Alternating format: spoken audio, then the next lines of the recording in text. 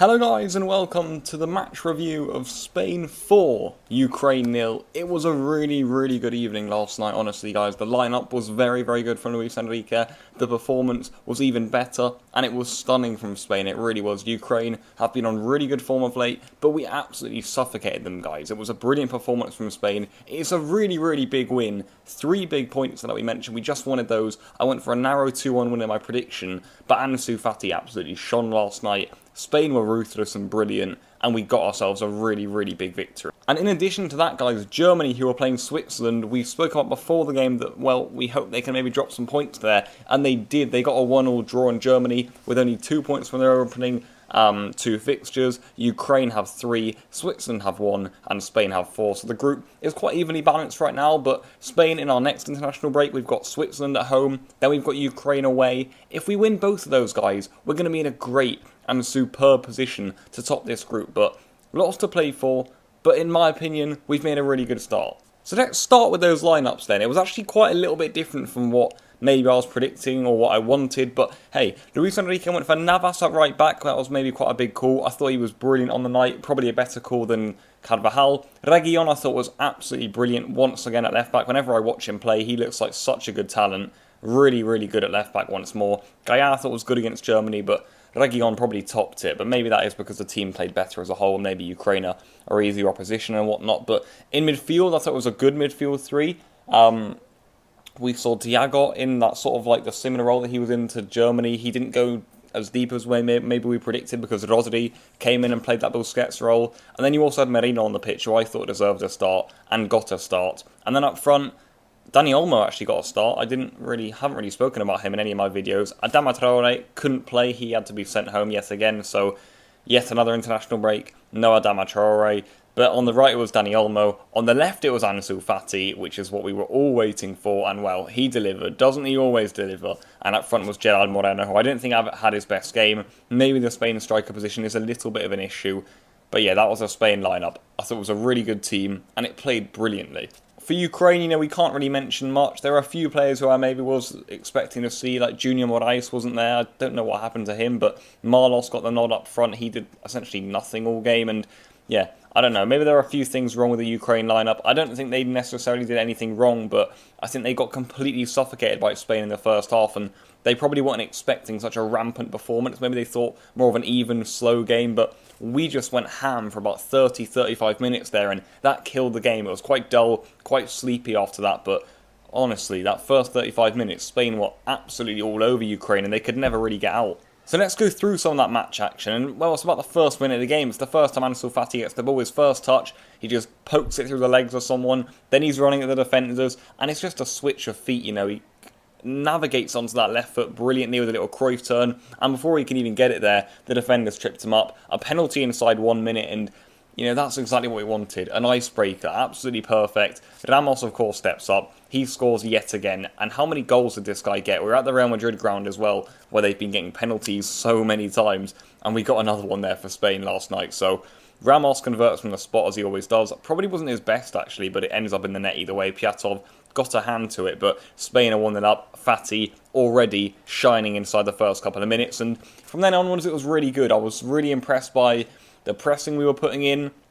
I was impressed by Luis Enrique on the sidelines. The young players were brilliant. The energy in the team was fantastic. The ball recuperation, like I said, it was absolutely wonderful. It was almost like there was a 6-second rule going on. Whenever Ukraine had the ball, we swarmed them and turned over possession really quickly, got it into wide areas, made the Ukraine defenders work, get the ball in the box. We were having shots over there. Fati had a couple of chances. He had a lot of shots on the night, and he's only got 1 goal to his name, but he's so good at that. Constantly getting in areas, constantly trying to, have a go at the defenders, and he was magnificent.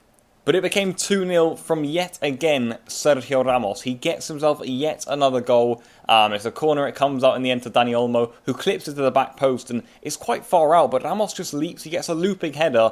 Piatov's a little bit caught. No foul they're saying on Ramos, maybe a bit of a bump in the back on the Ukraine defender, but Ramos, header, right over the goalkeeper, and within half an hour we're 2-0 up, guys. Ramos on the score sheet yet again.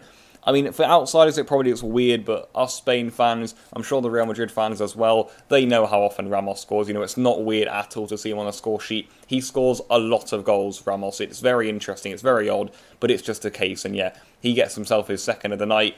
And it wasn't long after that we turn over possession brilliantly. It's Reguilón, he just gives it to Ansu Fati, he's very far out.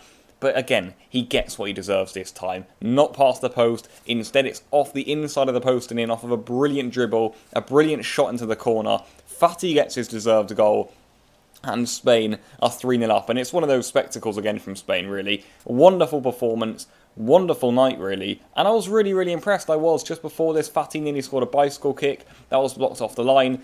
But for Ansu, guys, what an absolute gem of a footballer. You know, you don't want to put too much on his back, but it's just worth noting how amazing he is. Super mature, super ready, incredible footballer, and I'm just excited to watch him more in the future. Brilliant to have him at Barcelona in Spain, and we're all going to be behind Ansu Fati here. Brilliant play from him, and again, he comes into the national team, you know, he's there with absolutely no one he knows, and he's just a star of the team already. What a player, honestly. What a man.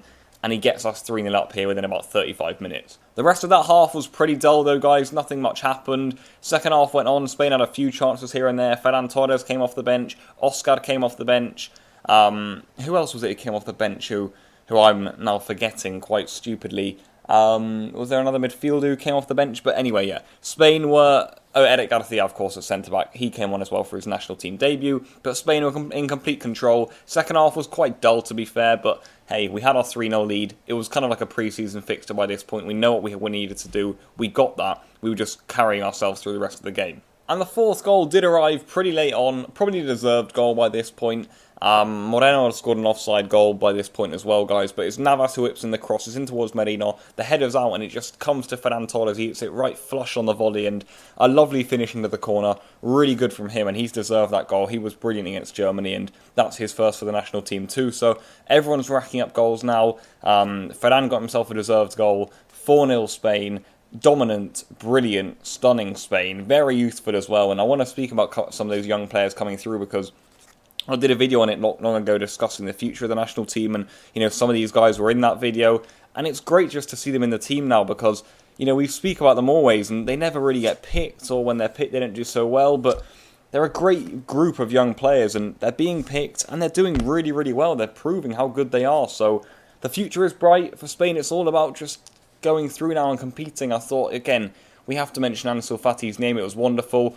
The thing I've written down here is the pressing. I thought it was brilliant from Spain all evening. You know, the way we recovered the ball was absolutely brilliant. It was second to none, and it's the sort of thing I love to see in these sorts of games. And Luis Enrique as well. He's very good at motivating the team. That's clear. He's getting us into these games, and the mentality, the drive in the team for a Nations League fixture at the start of the season when maybe people are a bit tired, a bit leggy, just thinking, hey, I want to sort out a transfer, I want to go back to my club now. No, everyone was completely focused there, and maybe some other nations have slipped up there. Spain were on it this international break, and you saw that even in the Germany game. I mentioned how happy I was with it. It was a draw only, and a last-minute draw at that, but I saw really good signs, and we were just saying, can we carry that over here? Well, yes, we did. Dominated Ukraine in the opening 35 minutes. Then we had what we want, brought on a few more players. Ferran gets his first goal, 4-0.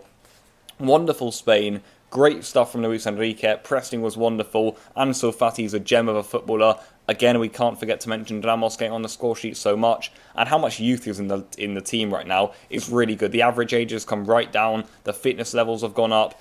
There's a good mix of players now. You've got the likes of Thiago, and even Navas and Ramos, De Gea, some of the older people, and then you've got likes of Reguilón, Eric Garcia, Ansu Fati. Merino's even quite young himself, and you look at Ferran Torres, Dani Olmo, really young players, bright players with a really bright future. And for Spain, I just want to end it on now that, well, it's time to compete. It really is, because this has to be carried through the year, you know.